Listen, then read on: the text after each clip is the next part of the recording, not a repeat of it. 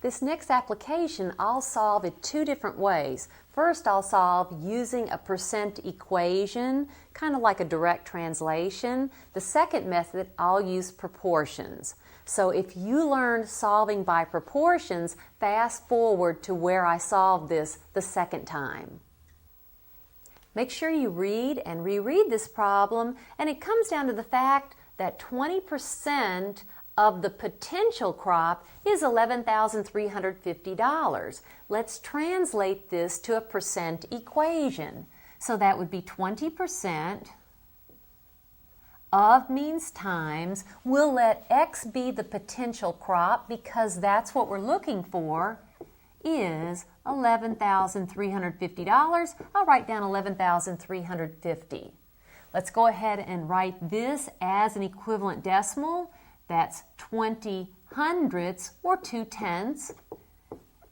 X is equal to 11,350. How do we solve this equation for X? We'll divide the left side by the coefficient of X, and the coefficient of X is 20 hundredths or 2/10, whatever you wrote down, and divide the right side by the same exact number. Notice the left side simplifies to X, and the right side, if you divide, you'll have 56,750. And what does that mean? So once again, we'll have 56,750. That means that 20% of this potential crop value is 11,350. Let's solve this problem, this time using a proportion. Notice I've set up the proportion already. Amount is to base as percent is to 100. So let's fill in the values that we have. We certainly have the percent, it's 20 over 100. Amount and base of the crop or the potential crop value, that would be the base. So I'm looking for the base B, and we're given this amount, 11,350.